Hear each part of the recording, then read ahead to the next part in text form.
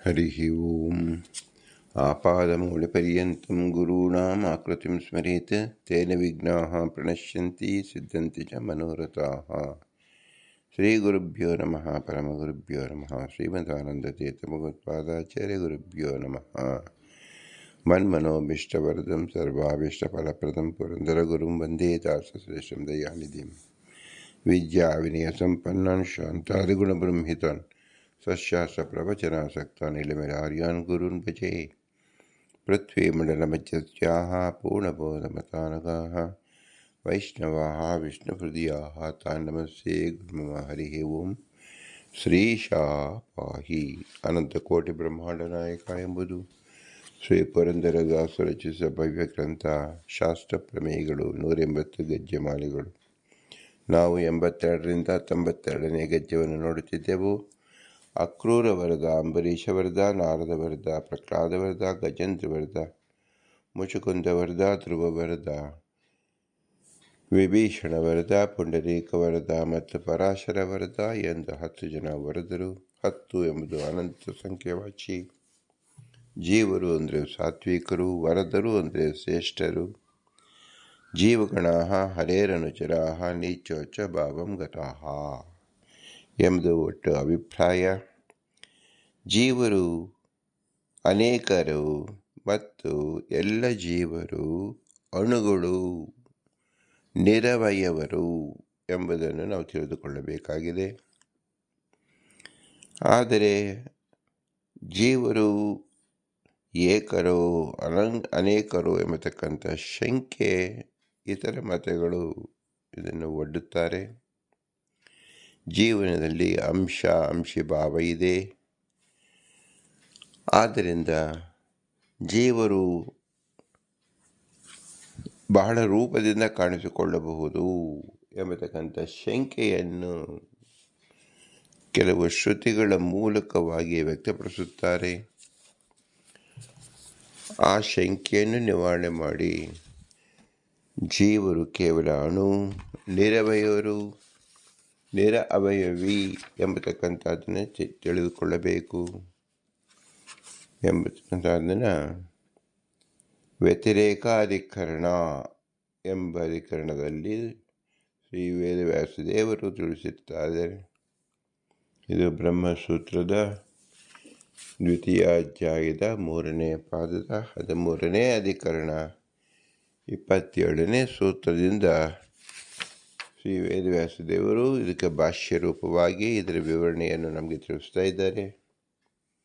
ಈ ಅಧಿಕರಣದಲ್ಲಿ ಜೀವನಿಗೆ ಏಕರೂಪತ್ವ, ಅನೇಕ ರೂಪ ವಿಷಯಕ ಶ್ರುತಿ ವಿರೋಧವನ್ನು ಪರಿಹರಿಸುತ್ತಾರೆ. ಅಂದರೆ ಜೀವನಿಗೆ ಏಕರೂಪತ್ವವೇ ಏಕನೇ, ಆದರೆ ಅನೇಕ ರೂಪತ್ವ ವಿಷಯಕ ಶ್ರುತಿ ತಿಳಿಸ್ತಾ ಇದೆಯಲ್ಲ, ಇದು ಹೇಗೆ ನಾವು ತಿಳಿದುಕೊಳ್ಳೋದು? ಯಾವ ಶ್ರುತಿ ತಿಳಿಸ್ತಾ ಇದೆ ಅಂದರೆ ಸನಿಚ್ಚ ನಿರವಯ ಪುಣ್ಯಯುಕ್ತ ಪ್ರಯುಕ್ತಶ್ಚ ಸಾಯಿಮಂ ಲೋಕಮಮಂ ಛ ಆವರ್ತತೆ ಸಾ ವಿಮುಚ್ಯತೆ ಸಾ ಏಕದಾ ಸಾ ಸಪ್ತದಾ ನ ದಶದಾ ನ ಶತದಾ ಇತಿ ಗೌಪವನಶ್ರುತಾ ಏಕಸ್ಯ ಬಹುತ್ವಂ ಪ್ರತೀಯತೆ ಸ ಪಂಚದಾ ಸ ಸಪ್ತದಾ ಸ ದಶದಾ ಚ ಭವತಿ ಸ ಶತದಾ ಚ ಸಹಸ್ರದಾ ಸ ಗಚ್ಚತಿ ಸ ಮುಚ್ಯತೆ ಇತಿ ಪರಾಶರ್ಯಾಯಣ ಶ್ರುತೌ ಬಹುರೂಪತ್ವಂ ಪ್ರತೀಯತೆ. ಇಲ್ಲಿ 2 ಶ್ರುತಿಯನ್ನು ತಿಳಿಸ್ತಾ ಇದ್ದಾರೆ. ಒಂದು ಗೌಪವನ ಶ್ರುತಿ, ಮತ್ತೊಂದು ಪರಾಶರ್ಯ ಶ್ರುತಿ. ಗೌಪವನ ಋಷಿ ಮತ್ತು ಪರಾಶರ್ಯ ಋಷಿ ಜೀವನನ್ನು ಕುರಿತು ಏನು ಹೇಳ್ತಾ ಇದ್ದಾರೆ? ಜೀವ ಅವನು ಏಕರೂಪನೂ ಆಗುತ್ತಾನೆ, ಪಂಚರೂಪವೂ ಆಗುತ್ತಾನೆ, ಸಪ್ತರೂಪವಾಗುತ್ತಾನೆ, ದಶರೂಪನೂ ಆಗುತ್ತಾನೆ, 100 ಮತ್ತು ಸಹಸ್ರ ರೂಪಗಳಾಗುತ್ತಾನೆ ಎಂದು ಹೇಳಿದರೆ ಗೋಪವನಶ್ರುತಿ ನ ಮುಚ್ಯತೆ ನ ಸಪ್ತದ ನ ದಶದ 5 ಆಗಲ್ಲ, 7 ಆಗಲ್ಲ, 9 ಆಗಲ್ಲ, 10 ಆಗಲ್ಲ, ಸಹಸ್ರು ಆಗಲ್ಲ. ಅವನು ನಿರವಯವನಾಗಿ ಇರುತ್ತಾನೆ ಎಂದು ಗೋಪವನಶ್ರುತಿ ಹೇಳ್ತಾ ಇದೆ. ಪರಾಶರ ರುಚಿ ವಿಭಾಗವನ್ನು ಹೇಳ್ತಾ ಇದೆ. ಹೀಗೆ 2 ಶ್ರುತಿಗಳು ನಮಗೆ ಉಪಲಬ್ಧಿ ಇರುವುದರಿಂದ ಇಲ್ಲಿ ನಾವು ಹೇಗೆ ತಿಳಿದುಕೊಳ್ಳಬೇಕು? ಆ ಜೀವನು ನಿತ್ಯನೂ ನಿರಂಶನೂ ಪುಣ್ಯಫಲ ಭೋಕ್ತನು ಪಾಪಫಲ ಭೋಕ್ತನು. ಆತನು ಪುಣ್ಯ ಪಾಪ ಕ್ಷಯವಾದ ಮೇಲೆ ಪುನಃ ಪುನಃ ಈ ಭೂಲೋಕಕ್ಕೆ ಬರುತ್ತಾನೆ. ಹಾಗೆಯೇ ಪರಲೋಕಕ್ಕೆ ಆಗಾಗ ಹೋಗುತ್ತಾನೆ. ಆತನು ಸಂಸಾರ ಬಂಧದಿಂದ ಬಿಡುಗಡೆಯನ್ನು ಹೊಂದುತ್ತಾನೆ.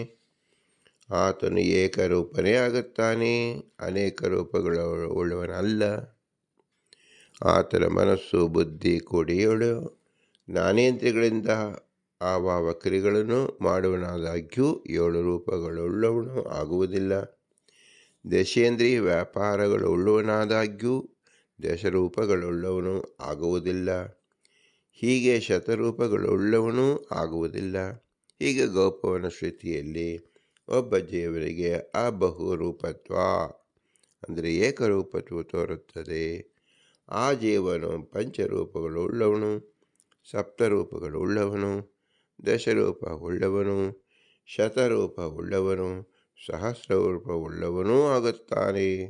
ಕರ್ಮವಶಾತ್ ಸ್ವರ್ಗ ನರಕವನ್ನು ಕುರಿತು ಹೋಗುತ್ತಾನೆ. ಆತನು ಮುಕ್ತನೂ ಆಗುತ್ತಾನೆ ಎನ್ನುವ ಪರಾಶರ್ಯಣ ಶ್ರುತಿಯಲ್ಲಿ ಜೀವನಿಗೆ ಬಹುರೂಪತ್ವ ತೋರುತ್ತದೆ. 1ನೇ ಶ್ರುತಿಯಲ್ಲಿ ಸ ಏಕದ ಇತ್ಯಾದ್ಯ ಅಂಶಕ್ಕೇನೆ ಉಪಯೋಗವಿರುವುದಾದರೂ ಆ ವಾಕ್ಯ ಜೀವಪರವೇ ಎಂದು ತಿಳಿಸಿಕೊಡೋದಕ್ಕಾಗಿ ಸ ನಿತ್ಯ ಪುಣ್ಯಯುಕ್ ಇತ್ಯಾದಿ ವಾಕ್ಯವನ್ನು ತೆಗೆದುಕೊಂಡಿದ್ದು, ಪುಣ್ಯ ಪಾಪಾದಿಗಳು ವಿಷ್ಣುವಿನಲ್ಲಿ ಕೂಡಲಾರದು. 2ನೇ ಶ್ರುತಿಯಲ್ಲಿ ಸ ಪಂಚದ ಇತ್ಯಾದ್ಯ ಅಂಶಕ್ಕೇನೆ ಉಪಯೋಗ ಇರುವುದಾದರೂ ಆ ವಾಕ್ಯವು ಜೀವಪರವು ಎಂದು ತಿಳಿಸಿಕೊಡೋಕ್ಕಾಗಿ ಸಮುಚ್ಯತೆ ಎನ್ನುವುದನ್ನು ಉದಾಹರಿಸಿದ್ದವು. ಇಲ್ಲಿ ಜೀವನು ಏಕರೂಪನೇ. ಸ ಏಕದ ಎನ್ನುವ ಶ್ರುತಿಯಿಂದ ಜೀವನಿಗೆ ಅಂಶ ಬಾಹುಲ್ಯ ಇದ್ದುದರಿಂದ ಬಹುರೂಪಗಳು ಇದೆ ಎಂದು ಹೇಳಿಕೊಡುವುದು. ಆತನು ಸ ನಿತ್ಯ ನಿರವಯವ ಎನ್ನುವ ಶ್ರುತಿಯಿಂದ ಅವಯವನು. ಬಹುರೂಪತ್ವ ಶ್ರುತಿ ವಿರೋಧ ಹೇಳಿಕೊಡುವುದು ಅದು ಸ್ವಯುಕ್ತಿಕವಾದ. ಏಕರೂಪತ್ವ ಶ್ರುತಿ ವಿರೋಧದಿಂದ ಅಪ್ರಮಾಣವು. ಬಹುರೂಪತ್ವ ಶ್ರುತಿಯು ಈಶ್ವರ ವಿಷಯಕವು ಎಂದು ಹೇಳಿಕೊಡುವುದು. ಸಮುಚ್ಯತೆ ಎಂದು ಜೀವಲಿಂಗವಿದೆ ಎಂದು ಪೂರ್ವಪಕ್ಷ ಬಂದರೆ, ಸಿದ್ಧಾಂತಿಕರ್ತಕ್ಕಂಥ ಸೂತ್ರಕ್ಕೆ ಅವತಾರಿಕೆ ಕೊಡುತ್ತಾರೆ. ಅಥೋ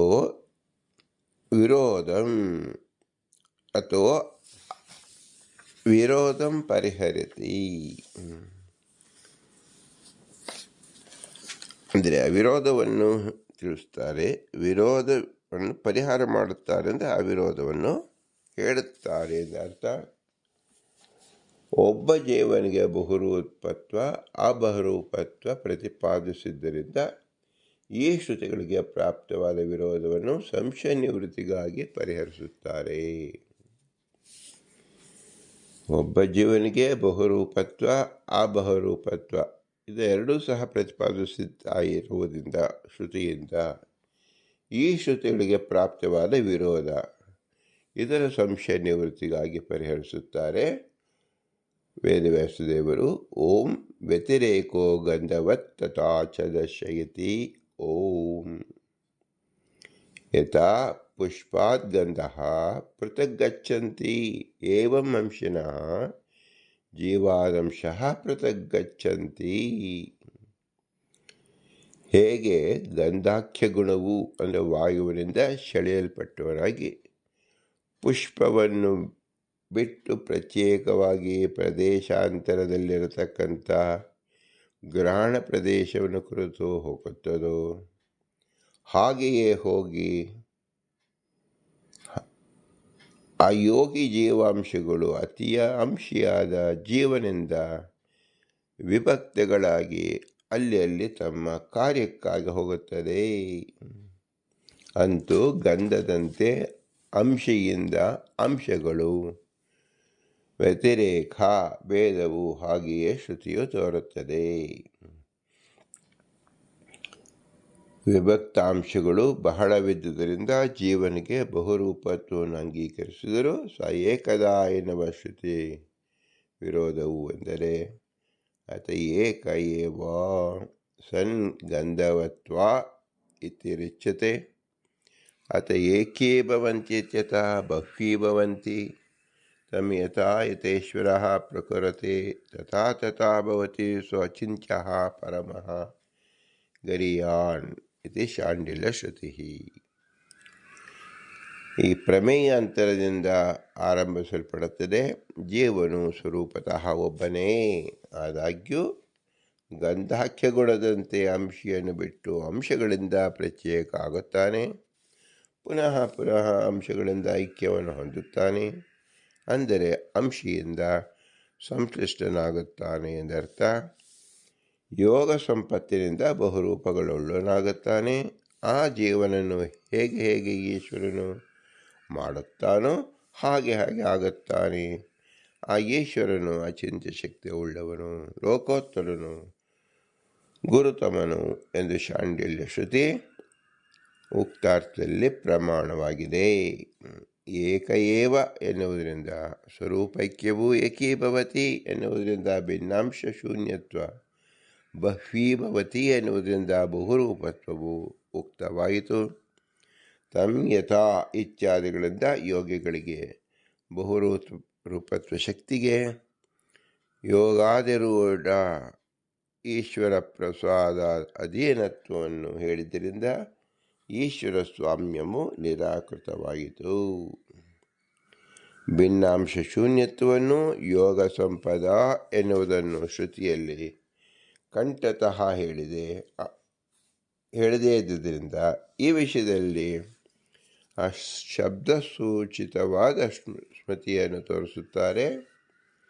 ಅಚಿಂತ್ಯ ಈಶಶಕ್ತೈವ ಏಕೋ ಅವಯವವಜ್ಜಿತಃ ಆತ್ಮಾನಂ ಬಹುಧಾ ಕೃತ್ವಾ ಕ್ರೀಡತೆ ಯೋಗ ಸಂಪದ ಇತಿ ಚ ಪಾದ್ಮೇ.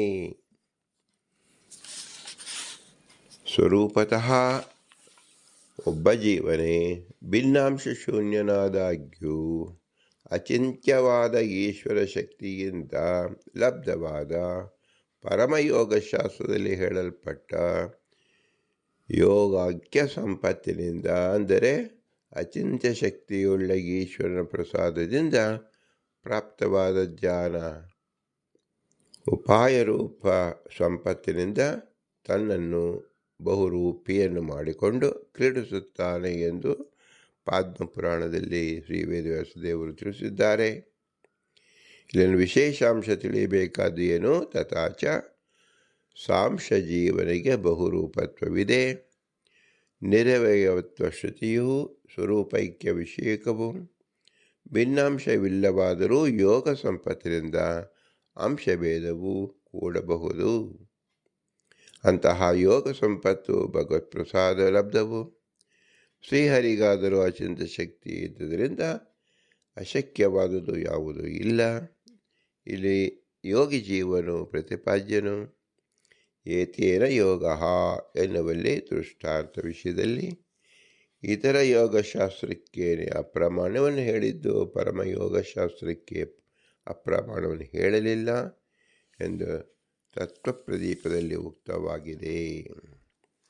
ಈ ಅಧಿಕರಣದ ಒಟ್ಟು ಸಾರಾಂಶ ಏನು? ಜೀವನು ಏಕರೂಪನೋ ಅಥವಾ ಅನೇಕ ರೂಪನೋ ಎಂಬ ಸಂದೇಹ. ಸ ಏಕದಾ ಸ ಸಪ್ತದ ಎನ್ನುವ ಶ್ರುತಿಯಿಂದ ಏಕರೂಪನು. ಆತ್ಮನು ವಿಭುವಾಗಿ ಇರುತ್ತಿದ್ದರೆ ಯೋಗ ಪ್ರಭಾವದಿಂದ ದೇಹ ಬಾಹ್ಯದಿಂದ ಬಹುರೂಪಗಳು ಕೂಡಿದರು ಅಣುವಾದ ಜೀವನಲ್ಲಿ ಬಹುರೂಪವು ಕೂಡಲಾರದು ಎನ್ನುವ ಯುಕ್ತಿಯು. ಅಣುವಾದಾಗ್ಯೂ ಅಂಶದಿಂದ ಬಹುರೂಪತ್ವವು ಎನ್ನುವುದು ಸ ನಿತ್ಯ ನಿರವಯವ ಎಂಬ ನಿರವಯತ್ವ ಶ್ರುತಿ ವಿರೋಧದಿಂದ ಕೂಡಲಾರದು. ಯೋಗಿಗೆ ಅಘಟಿತ ಘಟಿಕ ಶಕ್ತಿಯಿಂದ ಸಮುದ್ರ ಪಾನದಂತೆ ಬಹುರೂಪತ್ವವು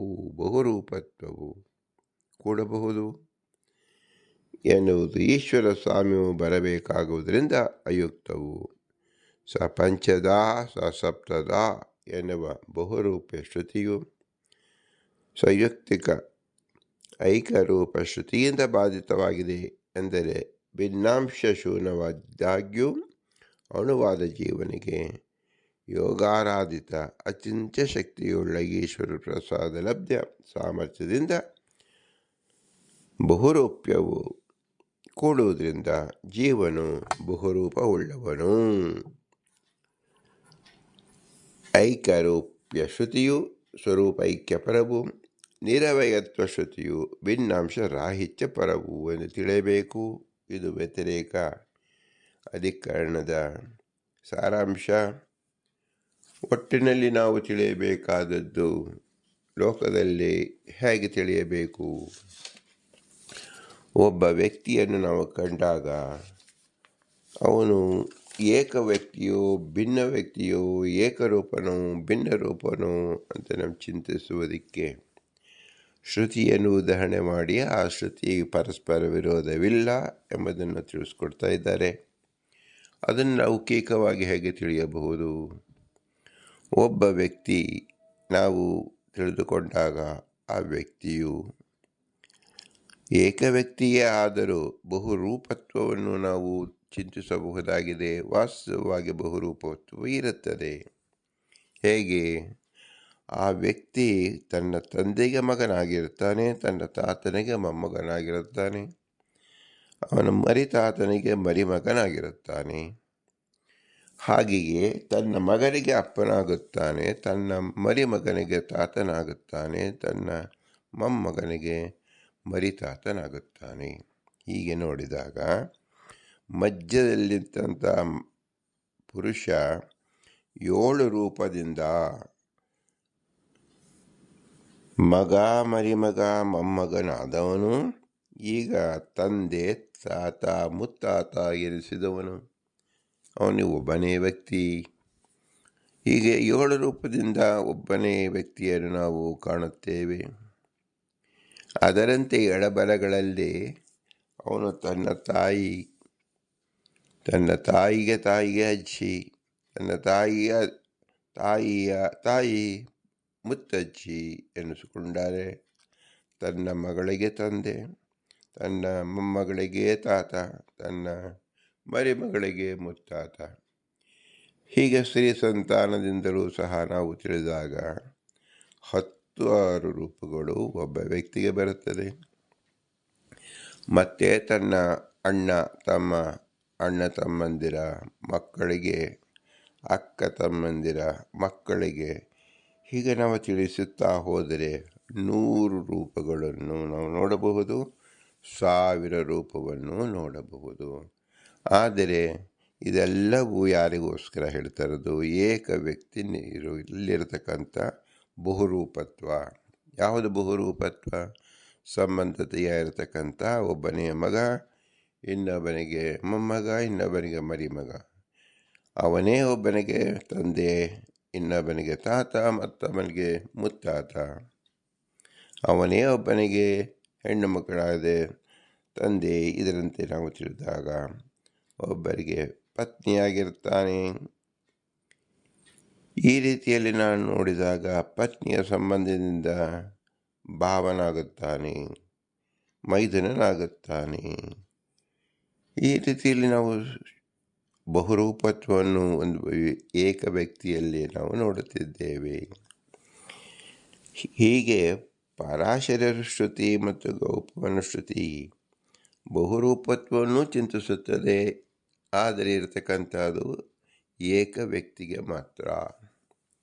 ಈಗ ಏಕ ವ್ಯಕ್ತಿಗೆ ಬಹುರೂಪತ್ವ ಹೇಗೆ ಉಂಟಾಯಿತು ಎಂದರೆ ಭಗವಂತ ಕಲ್ಪಿಸಿಕೊಟ್ಟಂಥ ಸಂಬಂಧ. ಈ ಸಂಬಂಧ ಎಂಬುದಕ್ಕೆ ಏನಂತ ಹೆಸರು? ಯೋಗ ಅಂತ ಹೆಸರು. ಒಬ್ಬನಿಗೆ ಒಬ್ಬ ಪತ್ನಿಯ ಸಂಬಂಧ ಆಗಬೇಕು ಅಂದರೆ ಅದು ಯೋಗ ಸಿದ್ಧಿ. ಒಬ್ಬನಿಗೆ ಒಂದು ಮಕ್ಕಳಾಗಬೇಕು ಎಂದರೆ ಅದೊಂದು ಯೋಗ ಸಿದ್ಧಿ. ಯೋಗ ಅಂದರೆ ಏನು? ವಿಶೇಷವಾದ ಸಂಬಂಧ ಹೊಂದುವುದು. ಈ ಯೋಗ ಎಂಬತಕ್ಕಂಥದ್ದು, ವಿಶೇಷವಾದ ಸಂಬಂಧ ಎಂಬತಕ್ಕಂಥದ್ದು ಆ ವ್ಯಕ್ತಿ ಸಂಪಾದನೆ ಮಾಡಿದ್ದಲ್ಲ, ಭಗವದ್ದತ್ತಕವಾದದ್ದು. ಏಕೆಂದರೆ ಸಂಬಂಧದಿಂದ ಕೂಡಿದ ಎಲ್ಲ ವ್ಯಕ್ತಿಗಳು ಭಿನ್ನರೇ. ಒಬ್ಬ ಮಗ, ಮೊಮ್ಮಗ, ತಂದೆ, ತಾತ ಎಂಬುದು ಹೇಳ್ತಕ್ಕಂಥ ಎಲ್ಲ ಜೀವರು ಭಿನ್ನರೇ. ಒಂದೇ ಜೀವರಾಗಿದ್ದರೆ ಬೇರೆ ಸಂಬಂಧವನ್ನು ಹೇಳುವ ಪ್ರಮೇಯವೇ ಇರುತ್ತಿರಲಿಲ್ಲ, ಸಂಬಂಧವೂ ಕೂಡುತ್ತಿರಲಿಲ್ಲ. ಲೋಕದಲ್ಲಿ ಎಲ್ಲಿಯೂ ನಾವು ಅಭೇದವನ್ನು ಹೇಳುವುದಿಲ್ಲ, ಭೇದವನ್ನೇ ಹೇಳುತ್ತೇವೆ. ಆ ಭೇದವನ್ನು ಹೇಳುವುದರಿಂದಲೇ ಇಡೀ ವಿಶ್ವ ವ್ಯಾಪಾರ ಜಾಗೃತವಾಗಿದೆ, ನಡೆಯುತ್ತಿದೆ, ಸಂಸ್ಕಾರವು ನಡೆಯುತ್ತಿದೆ. ಒಬ್ಬನೇ ವ್ಯಕ್ತಿಯಾಗಿದ್ದರೆ ವಿವಾಹ ಹೇಗೆ ಕೂಡುತ್ತಿತ್ತು? ವಿವಾಹನೇ ಇಬ್ಬರು ದಂಪತಿಗಳನ್ನು ಕೂಡಿಸುವುದು ಎಂದರ್ಥ. ಇಬ್ಬರು ಎಂಬುದು ಏಕವಚನವಾದರೂ ಅದು ಎರಡು ವ್ಯಕ್ತಿಗಳ ಸಂಬಂಧ ಎಂಬುದನ್ನು ನಾವು ತಿಳಿಯುತ್ತೇವೆ. ಹಾಗೆ ಒಬ್ಬ ವ್ಯಕ್ತಿ ತಂದೆ, ತಾತ, ಮುತ್ತಾತ, ಮಗ, ಮರಿಮಗ, ಮೊಮ್ಮಗ, ಹೀಗೆ ನಾವು ಚಿಂತಿಸಿದಾಗ ಇದೆಲ್ಲ ಸಂಬಂಧವು ಭಗವಂತ ಕಲ್ಪಿಸಿದ್ದು. ಇದಕ್ಕೆ ನಾವು ಏನಂತ ಹೇಳಬೇಕು? ಯೋಗ ಸಂಬಂಧ. ಹಾಗೆ ಈ ಯೋಗ ಸಂಬಂಧವು ಯಾರ ನಿಮಿತ್ತಕವಾಗಿ ಆಯಿತು?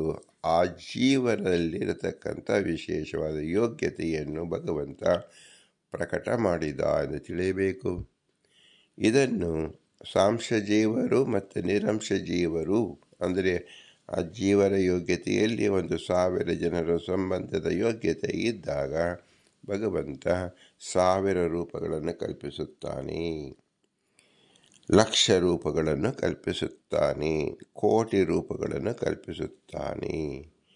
ಹೀಗೆ ನಾವು ತಿಳಿದಾಗ ಭಗವಂತನಿಗೆ ಅಘಟಿಕ ಶಕ್ತಿಯನ್ನು ಹೇಗೆ ನಾವು ಒಪ್ಪಿಕೊಳ್ಳುವುದು ಅಂದರೆ, ಲೋಕದಲ್ಲಿರತಕ್ಕಂಥ ಒಬ್ಬ ವ್ಯಕ್ತಿಗೆ ಅವನು ಗತಿಸಿದ ಮೇಲೂ ಅವನ ಸಂಸಾರ ನಿರಂತರವಾಗಿ ಹರಿಯುತ್ತಿದ್ದಾಗ ಅವನಿಗೆ ಎಷ್ಟು ರೂಪಗಳಿಂದ, ಎಷ್ಟು ಸಂಬಂಧದಿಂದ ನಾವು ತಿಳಿಯಬೇಕು.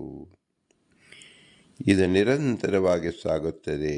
ಹಾಗೆ ಬ್ರಹ್ಮದೇವರಿಂದ ಸೃಷ್ಟಿಸಲ್ಪಟ್ಟ ದೇವತೆಗಳು, ದೇವತೆಗಳಿಂದ ಋಷಿಗಳು, ಋಷಿಗಳಿಂದ ಮನುಷ್ಯರು, ಈ ರೀತಿಯಲ್ಲಿ ನಾವು ನೋಡುತ್ತಾ ಹೋದರೆ ಎಷ್ಟು ಕೋಟ್ಯಾಂತರ ಮನುಷ್ಯರಿಗೆ ಸೃಷ್ಟಿಕರ್ತನಾದವನು ಬ್ರಹ್ಮದೇವರು ಏನಾಗುತ್ತಾರೆ? ಪಿತನೂ ಆಗುತ್ತಾನೆ, ಮತ್ತು ಪ್ರಜಾಪತಿ ತಾತನೂ ಆಗುತ್ತಾರೆ, ಮುತ್ತಾತನೂ ಆಗುತ್ತಾನೆ, ಮೂಲ ಪುರುಷನಾಗುತ್ತಾನೆ. ಎಲ್ಲರಿಗೂ ಬ್ರಹ್ಮ ಎಂಬತಕ್ಕಂಥವನು ಏಕ ವ್ಯಕ್ತಿಯಾಗಿ ಉಳಿದಿರುತ್ತಾನೆ. ಎಲ್ಲ ಜೀವರು ಭಿನ್ನರು, ಬ್ರಹ್ಮದೇವರು ಮಾತ್ರ ಏಕರೇ. ಹಾಗಾದರೆ ಇವರ ಸಂಬಂಧ ಹೇಗೆ ಬಂತು ಎನ್ನುವುದನ್ನು ನಾವು ಇನ್ನೊಂದು ಉದಾಹರಣೆಯಿಂದ ತಿಳಿಯಬಹುದು. ಒಂದು ಪುಷ್ಪವನ್ನು ಒಂದು ಕಡೆ ಇಟ್ಟಾಗ ಒಂದೇ ಪುಷ್ಪ, ಅದರ ಪರಿಮಳ 1 ಯೋಜನ, 10 ಯೋಜನ, 100 ಯೋಜನ, 10 ಯೋಜನ, 1,000,000 ಯೋಜನ ವಿಸ್ತಾರ ಗಾಳಿಯಿಂದ ಹೋದಾಗ ಅದರ ಪರಿಮಳ ಎಲ್ಲ ಕಡೆ ಹರಡಿಕೊಳ್ಳುತ್ತದೆ. ಈ ಹರಡಿಕೊಳ್ಳುವುದಕ್ಕಂಥದ್ದು ಯಾವುದಕ್ಕೆ ಸಂಬಂಧ ಮಾಡಿದ್ದು? ವಾಯುದೇವರು. ವಾಯುದೇವರೊಳಗಡೆ ಇರತಕ್ಕಂಥ ಭಗವಂತನಿಗೆ ಅಘಟಿಕ ಶಕ್ತಿ ಅಂದರೆ ಏನು? ಒಂದು ಹೂವಿನಲ್ಲಿರತಕ್ಕಂಥ ಪರಿಮಳವನ್ನು ಇಡೀ ವಿಶ್ವ ಬ್ರಹ್ಮಾಂಡಕ್ಕೆ ಪ್ರಸಾರ ಮಾಡಿದ, ಪರಿಸರವನ್ನು ಹಬ್ಬಿಸಿದ ಶಕ್ತಿ ಭಗವಂತನದು ಎಂದು ತಿಳಿದಾಗ ಭಗವಂತನ ಅಘಟಿಕ ಶಕ್ತಿಯನ್ನು ನಾವು ತಿಳಿಯುತ್ತೇವೆ. ಇದರಿಂದಲೇ ಎಲ್ಲವೂ ಕ್ಲುಪ್ತವಾಗಿ ನಡೆಯುತ್ತಿದೆ. ಇದು ಭಗವಂತ ಸರ್ವಶಕ್ತನಾದ್ದರಿಂದ ಅನಂತ ಜೀವರ ಅನಂತ ರೂಪವನ್ನು ವಿಶ್ವದಲ್ಲಿ ಇಟ್ಟಿದ್ದಾನೆ. ಅನಂತ ಜೀವರಾದರೂ ಭಿನ್ನ ಭಿನ್ನ ಜೀವರು ಇರುತ್ತಾರೆ. ಒಬ್ಬೊಬ್ಬ ಜೀವನ ನೋಡಿದಾಗ ಎಲ್ಲರೂ ನಿರ ಅವಯವಿಗಳು. ಅಂದರೆ ಅವನು ಛೇದ ಮಾಡತಕ್ಕಂಥ ಆಗುವುದಿಲ್ಲ. ಎಲ್ಲರೂ ಅಣುಸ್ವರೂಪರೇ. ಅಣುಸ್ವರೂಪರಾದರೂ ಪರಿಮಳ ಹೇಗೆ ಹರಡಿದಂತೆ, ಯೋಗ ಶಕ್ತಿಯಿಂದ ಸಂಬಂಧ ಹೇಗೆ ಹರಡುವಂತೆ ನಾವು ಬಹುರೂಪತ್ವವನ್ನು ತಿಳಿಯಬೇಕು. ಇದರಿಂದ ನಾವು ಏನು ನಮಗೆ ಸಮಾಧಾನವಾಗುತ್ತದೆ? ಈ ಅಧಿಕರಣದಿಂದ, ವ್ಯತಿರೇಕಾಧಿಕರಣದಿಂದ ಯಾವ ಶ್ರುತಿ ಬಹುರೂಪತ್ವ ಹೇಳಿದೆಯೋ, ಮತ್ತೊಂದು ಶ್ರುತಿ ಏಕಾಂಶವನ್ನು ಹೇಳಿದೆಯೋ ಅಂತ ನಾವು ವಿರೋಧವನ್ನು ನಾವು ತಿಳಿಯಬಾರದು. ಎರಡಕ್ಕೂ ಅವಿರೋಧವೇ ಇದೆ. ಅವಿರೋಧವನ್ನು ತಿಳಿಯುವ ಬಗೆ ಹೇಗೆ ಅಂದರೆ, ಒಂದು ಬಹುರೂಪತ್ವ ವಿಧಾನದಿಂದ, ಯೋಗ ಪ್ರಭಾವದಿಂದ. ಅನೇಕ ಸಂಬಂಧಗಳು ಕೂಡುವುದೇ ಒಂದು ಯೋಗ. ಅನೇಕ ಸಂಬಂಧ ಕೂಡುವುದು ಆಯಾ ಜೀವರ ಯೋಗ್ಯತೆ. ಈ ಆಯಾ ಜೀವರ ಯೋಗ್ಯತೆ ಎಂದು ಹೇಳಿದಾಗ ಅದು ನೀಚೋಚ ಭಾವಂ ಗತಃ ಎಂಬ ತಾರತಮ್ಯ. ಜೀವರು ಅನಾದಿ ಅನಂತರಾದರೂ, ಅನಂತ ಸಂಖ್ಯೆಯಲ್ಲಿದ್ದರೂ ಎಲ್ಲರೂ ನೀಚೋಚ್ಚ ಭಾವದಿಂದ ಇದ್ದಾರೆ ಎಂಬುದನ್ನು ನಾವು ತಿಳಿದುಕೊಳ್ಳೋದಕ್ಕೋಸ್ಕರವಾಗಿ ಪ್ರತಿಯೊಬ್ಬರ ಜೀವರ ಯೋಗ್ಯತೆ ಇನ್ನೊಬ್ಬರ ಜೀವರಿಂದ ವಿಭಿನ್ನವಾಗಿರುತ್ತದೆ ಎಂಬುದನ್ನು ತಿಳಿಯಬೇಕು. ಆದ್ದರಿಂದಲೇ ತಾರತಮ್ಯ ಜ್ಞಾನ ಎಂಬುದು ಅತ್ಯಂತ ಮುಖ್ಯ ಎಂದು ಶ್ರೀಮದಾನಂದ ತೀರ್ಥರು ಮಹಾಭಾರತ ತಾತ್ಪರ್ಯನಿರ್ಣಯದಲ್ಲಿ ತಿಳಿಸಿಕೊಟ್ಟಿದ್ದಾರೆ. ಈ ವಿಶೇಷವಾದ ತಾರತಮ್ಯ ಜ್ಞಾನವನ್ನು ಹೊಂದದೇ ಹೋದರೆ ಜೀವರು ಮೋಕ್ಷವನ್ನು ಹೊಂದುವುದಿಲ್ಲ, ಮುಕ್ತಿಯನ್ನು ಹೊಂದುವುದಿಲ್ಲ. ಆದ್ದರಿಂದ ತಾರತಮ್ಯ ಜ್ಞಾನ ಕೇವಲ 4 ಅಕ್ಷರದಿಂದ ಹೇಳಿದ ಮಾತ್ರಕ್ಕೆ ಅದು ತಾರತಮ್ಯ ಜ್ಞಾನ ಎನಿಸುವುದಿಲ್ಲ. ಏಕರೂಪ, ಪಂಚರೂಪ, ಸಪ್ತರೂಪ, ದಶರೂಪ, 100 ರೂಪ, ಸಹಸ್ರರೂಪ, ಅನಂತರೂಪವಾದರೂ ಹೇಗೆ ಏಕ ವ್ಯಕ್ತಿನಿಷ್ಠ ಗುಣ ಹೇಗೆ ತಿಳಿಯಬೇಕು ಎಂಬುದನ್ನು ನಾವು ಚೆನ್ನಾಗಿ ತಿಳಿಯಬೇಕು. ಇದನ್ನು ಶಾಸ್ತ್ರದಲ್ಲಿ ಅಂಶಿಭಾವ ಅಂತ ತಿಳಿಸುತ್ತಾರೆ. ಇದನ್ನು ಅಂಶಾಧಿಕರಣದಲ್ಲಿ ಇನ್ನು ವಿಶೇಷ ಆಕಾರವಾಗಿ ತಿಳಿಸಿಕೊಟ್ಟಿದ್ದಾರೆ ಲಜ್ಞಾನಿಗಳು. ಅಂಶಿ ಎಂಬುದು ಒಬ್ಬನೇ ವ್ಯಕ್ತಿ. ಅದರ ಅಂಶ ಅನಂತ ರೂಪಗಳಲ್ಲಿ ಸಹ ಹೋಗಬಹುದು. ಆದ್ದರಿಂದ ದೇವತೆಗಳು ಪ್ರತಿಯೊಬ್ಬ ಜೀವರಲ್ಲಿ ಅಂಶ ರೂಪದಿಂದ, ಅಭಿಮಾನತ್ವ ರೂಪದಿಂದ, ಸಕಲ ಇಂದ್ರಿಯಗಳಲ್ಲೂ ಸಹ ಅಂಶ ರೂಪದಿಂದ ನೆಲೆಸಿರುತ್ತಾರೆ ಎಂದು ತಿಳಿಯಬೇಕು. ಇಲ್ಲಿರತಕ್ಕಂಥ ಇಂದ್ರದೇವರು ಪ್ರತಿಯೊಬ್ಬರ ಹಸ್ತಕ್ಕೆ ಅಭಿಮಾನಿಗಳು. ಅಂದರೆ ಅಂಶ ರೂಪದಿಂದ ನಮ್ಮ ಕೈಯಲ್ಲಿ ನಿಂತು ಕೆಲಸ ಮಾಡುತ್ತಾರೆ.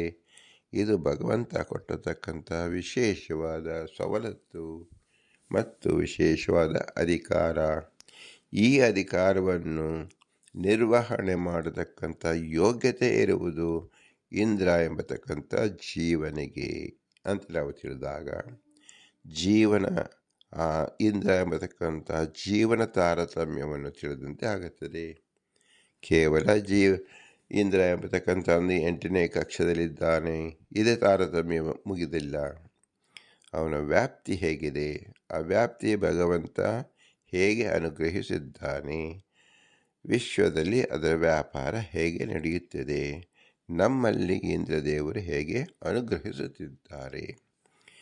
ಅವರ ಅನುಗ್ರಹಪೂರ್ವಕವಾಗಿ ಭಗವಂತನ ವಿಶೇಷವಾದ ಚಿಂತನೆ ಅವರು ನಮ್ಮಲ್ಲಿ ಹೇಗೆ ಮಾಡುತ್ತಾರೆ, ಅವರು ನಮ್ಮಲ್ಲಿ ಮಾಡಿದ ಚಿಂತನೆಯಿಂದ ನಮಗೆ ಆಗುವ ಪ್ರಯೋಜನವೇನು, ಇಷ್ಟೆಲ್ಲವನ್ನು ತಿಳಿದುಕೊಂಡಾಗ ಭಗವಂತನ ವಿಶೇಷವಾದ ಪ್ರಸಾದ ದೇವತೆಗಳ ಮೂಲಕ, ಋಷಿಗಳ ಮೂಲಕ, ತಂದೆಗಳ ಮೂಲಕ, ನಮ್ಮ ಗುರು ಹಿರಿಯರ ಮೂಲಕ ನಾವು ಗ್ರಹಿಸಿಕೊಳ್ಳಬೇಕು.